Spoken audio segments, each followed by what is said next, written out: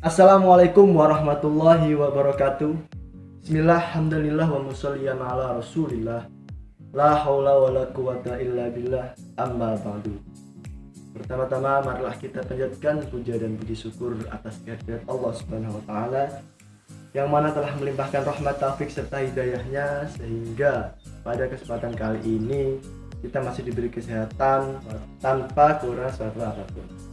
Untuk kedua kalinya, sholawat serta salam tak lupa tetap tercurahkan kepada junjungan kita Nabi Agung Nabi Muhammad SAW yang kita nanti-nantikan syafaatnya di yaumul kiamah nanti.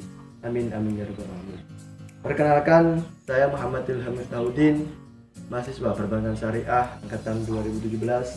Dan kali ini saya akan memaparkan hasil penelitian saya selama kurang lebih 1 bulan ini di lapangan, tepatnya di UD Barokah, yakni industri kerajinan kayu yang berada di Desa Mboro, Kecamatan Kedungwaru, Kabupaten Tulungagung.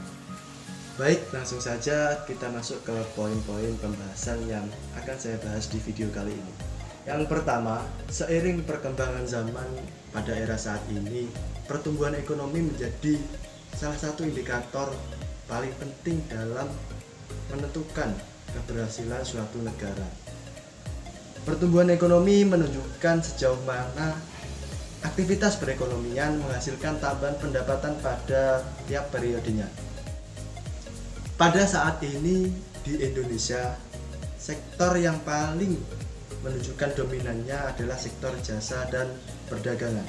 Nah, di sektor jasa ini ada peran pihak perbankan dan dalam sektor perdagangan ada peran UMKM.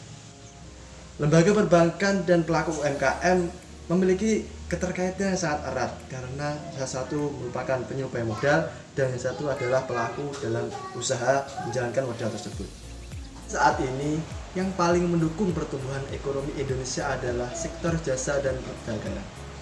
Sektor jasa yang berperan di dalamnya adalah perbankan. Kemudian sektor perdagangan ada usaha UMKM, yakni usaha mikro, kecil, dan menengah. Perbankan merupakan lembaga intermediasi keuangan, yaitu lembaga yang menghimpun dana dari masyarakat dalam bentuk simpanan dan menyalurkannya dalam bentuk pinjaman. Adanya perbankan ini diharapkan dapat memenuhi kebutuhan dana bagi negara dan masyarakat guna menunjang jalannya proses pertumbuhan dan pembangunan. Usaha mikro, kecil, menengah atau UMKM, di mana mereka merupakan pelaku bisnis yang bergerak pada berbagai bidang usaha atau perdagangan yang menyentuh kepentingan masyarakat. UMKM adalah salah satu komponen pelaku usaha yang mempunyai sumbangan cukup besar dalam menciptakan lapangan pekerjaan di Indonesia. Kebijakan pengembangan dan pemberdayaan UMKM mencakup peningkatan akses pada sumber pembiayaan, pengembangan kewirausahaan, peningkatan pasar produk UMKM, dan juga reformasi regulasi UMKM. Upaya peningkatan akses pada sumber pembiayaan antara lain dilakukan dengan memberikan pinjaman kredit bagi UMKM melalui kredit usaha rakyat atau biasa disingkat dengan KUR.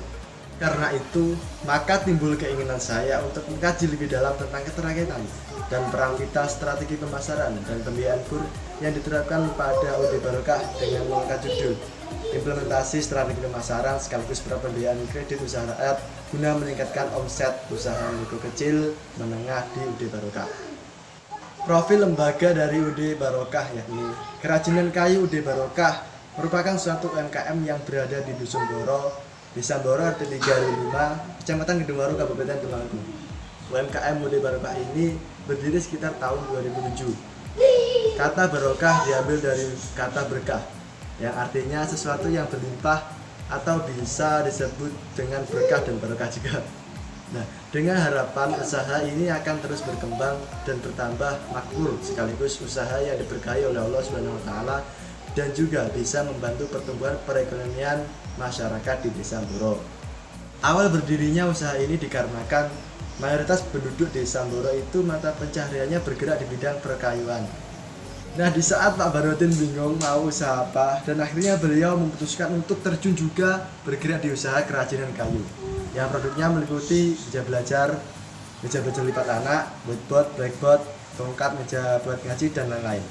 Menurut beliau, usaha di bidang kerajinan kayu ini prospeknya lebih bagus di pasaran. Nah, awal mulanya usaha ini Pak Barodin mencari salah satu orang dulu yang handal di bidang perkayuan, khususnya kerajinan, kemudian mencari lagi pekerja yang baru untuk dipelajari membuat kerajinan kayu sampai bisa, dan sampai sekarang kurang lebih ada 11 orang karyawannya. Awal mula pemasaran beliau dilakukan dengan sistem konvensional, yakni door to door, yaitu dengan mendatangi toko ke toko dari lokal daerah Tulungagung sampai ke berbagai daerah hampir sebagian negara Indonesia ini. Beliau tidak mementingkan rugi atau tidaknya buat biaya dalam mencari target pasar. Yang penting presisnya tidak masalah asalkan sudah mendapatkan pasar yang banyak. Setelah beberapa bulan dan tahunan berkeliling mencari pasar, akhirnya permintaan pun kian melejit berdatangan dari beberapa daerah lokal maupun luar daerah. Banyak sekali pesanan yang harus dikerjakan, sampai kadang-kadang kewalahan untuk mengerjakannya. Nah, itu tadi merupakan profil singkat dari UD Barokah. Nah, pelaksana praktik pengalaman lapangan di UD Barokah Desa Mboro hanya melakukan kegiatan observasi atau wawancara selama 4 kali dalam sebulan.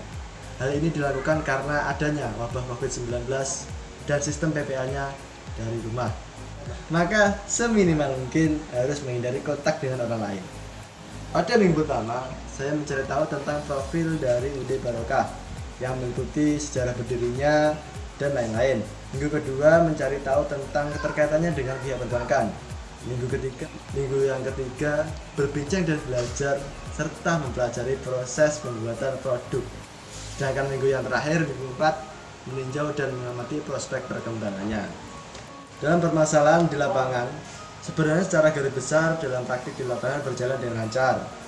Namun dari penjelasan pemilik usaha ini, permasalahan yang dihadapi adalah kita harus pandai-pandai dan cermat mengetahui bulan-bulan apa saja yang tepat buat prospek penjualan produknya. Dikarenakan pada bulan-bulan tertentu banyak sekali pesanan dan terkadang juga sepi pesanan. Maka dari itu kita harus cermat. Selain itu, kendala yang dihadapi adalah banyaknya orderan sampai-sampai para pekerja Pak Burhanuddin kewalahan dan sehingga tidak mampu memaksimalkan profit penjualan. Nah, tanggapan dari pihak lembaga terkait PPR kali ini yakni adalah dengan adanya pinjaman dana untuk UD Barokah dari Bank BRI yang disebut pembiayaan kredit usaha rakyat sangat-sangat membantu perkembangan usaha kerajinan kayu milik Pak Burhanuddin ini. Dan katanya sampai saat ini kurang lebih 13 tahun berjalan belum ada permasalahan mengenai pembiayaan dari bank tersebut.